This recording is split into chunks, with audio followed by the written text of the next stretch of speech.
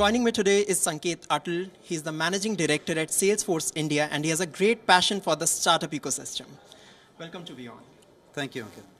My first question to you is, the Indian startup ecosystem is going through a rough phase at present. What's your outlook? Well, honestly, the entire world is going through a rough phase, not just the Indian startup ecosystem. And the fact is that we're one of the largest in the world and growing. We're already probably number 3 right now. So I don't look at it as an India problem, it's a global problem. Having said that, I think there's tremendous resilience. If you look at the past 8-9 years, the amount of money that's flowed into the Indian ecosystem has been tremendous. Typically, money only flew next to Sandal Road in the US, but now it's coming here. And over the past year, every week, there's a new unicorn born. So I actually think it's a resilient system. There are things that are happening that are affecting perhaps some inflow, but overall, I'm really, really bullish on the startup ecosystem in India. India is being seen as a talent hub for innovation. What's your take on that? India is known for its talent, right? So if you look at the demographics, we are a very young country and we're producing probably 1.2, 1.3 million engineering grads a year. And plus people who are not engineering grads are also learning and skilling themselves to enter into the same economy. So I think we are indeed the talent hub of the world. In fact, if you take a look at my own company, Salesforce India, we have grown tremendously over the past year and a half. We have grown from probably around 3,000 to where tipping at around 10,000 people and growing. So we're doing really well. India is going to be the Silicon Valley outside of Silicon Valley for a long time to come. And I think we're going from strength to strength. So, most of the startups, they aim to go global. What do you think are the questions they should be asking themselves before they take such a decision? Well, to be honest, there are 3 very important enablers to going global right now. And I'll go through them. I call them the 3 T's, right? The very first one is technology, right? So what's there with technology? We have amazing platforms available for people to avail. Gone are the days when you try to recreate everything from ground up. People call you a full stack engineer, etc. But fundamentally, you should make use of platforms that are available, A, to build your product so you can focus on your core competency, have a faster time to market, have a much more robust product that goes out there. And this enables you to have a very strong product positioning. The other part of technology is how do you run your company? Gone are the days when people were writing things on a ledger and keeping track of things that way, or storing your receipts in some box in the office. So many tools are available for free and paid, but people should leverage those tools to run your company in a very good manner. Okay. The second part we just touched upon, talent. Now in the old days within, say, India, the trend was that people wanted to join the government service. They would take a UPSC exam, etc., to be able to do that because there was consistency of the experience there. There was confidence that I won't be laid off, etc. And then people got a little more confident. They started joining big companies. Today, people are more than willing to join a startup. And today, failure is no longer a bad thing. Failure is a learning experience. So talent is available in abundance, and if you don't find talent that has a priori the technology that you're working on, there's so many ways to learn, right? So you have Udemy, you have Coursera, even my own company has something called Trailhead. So you can learn all about our technologies that way. So talent is no longer a concern. And finally, what else do you need to do to run a company? Well, you have to have a market and you have to be able to approach the globe. So for that, today, Ankit, you can be sitting right here in Delhi and target France as a market. Not only that, you can target Paris as a market. In fact, you can even narrow down, you can target a particular part of Paris as a market, right? Never before has the thing been available.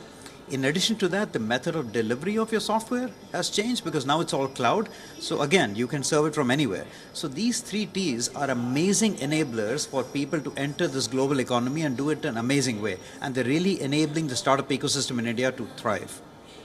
How does Salesforce look at the Indian market?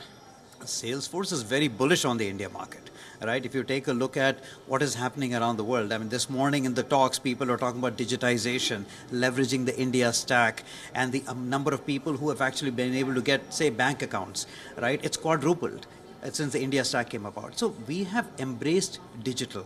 And what's necessary for that is a very strong infrastructure. We have very strong networking within India. And what does that result in? People wanting to actually get access to the latest technologies to run the enterprise. So what's Salesforce all about? Salesforce is all about customer. So we call our product set Customer 360, that is Slack first, which means As a company, if you want to know about your customers, you want to build a profile about your customers, you want to market to them, you want to sell to them, you want to do analysis, data integration, everything can be done through Salesforce. Most importantly, we're a cloud company. We're the first major enterprise cloud company.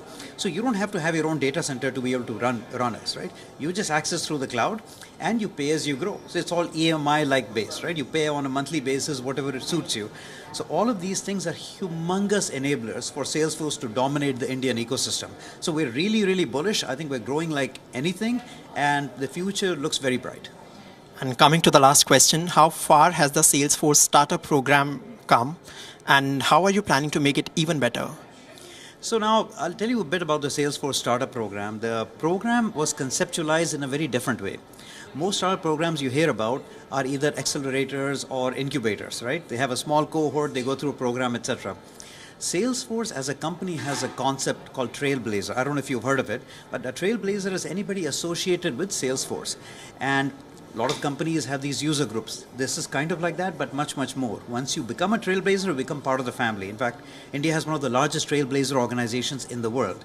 And these people are very bullish on the technologies that they are learning through Salesforce, and they help each other out. It's a community.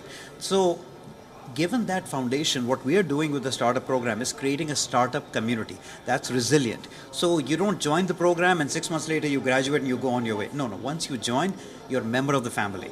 And we are there to help you. And not only that, we encourage startups to help each other as well. So not only do you get access to amazing technologies, get access to amazing platforms, we have something called the App Exchange. App Exchange is the world's largest enterprise app store. So when you join a program, if you want to develop an application that's available for enterprise users, you're able to create it and put it on our app store and go to market globally with that. Right? The other thing I'd like to point out is Salesforce has sustainability as one of the fundamental values. With that, we have a tremendous focus on what we call ecopreneurs. Ecopreneurs are startup founders who are focusing on ecologically based concepts. Right? And so we are having a tremendous focus on ecopreneurs as well as a part of our program. And there's something we have launched just about a year back, which is called a Net Zero Cloud. The Net Zero Cloud is all about how companies can track their carbon footprint, figure out what all is happening where, and try to see how they can become net zero, as in reduce the carbon footprint. And for the part of the carbon footprint that you cannot actually reduce, you offset by purchasing cloud credits. And so we have come up with something called the Cloud Credit Marketplace, whereby ecopreneurs that I just introduced are able to position their programs, their projects that are eco-friendly, that are going to be more sustainable for the world, and enable other people outside of their particular ecosystem to buy carbon credits on these marketplaces. What does that do? It's a win-win situation. Ecopreneurs end up getting some money. Large companies, whoever wants to buy the carbon credits, end up making money, end up actually spending money and buying the carbon credits as well. So all of these things are part of what we're trying to do with the startup ecosystem. And fundamentally, like I said, it's not an accelerator, it's not an incubator. It's an overall community that we're creating. Thank you so much, Sanket. It was really nice having you on Beyond. Thank you.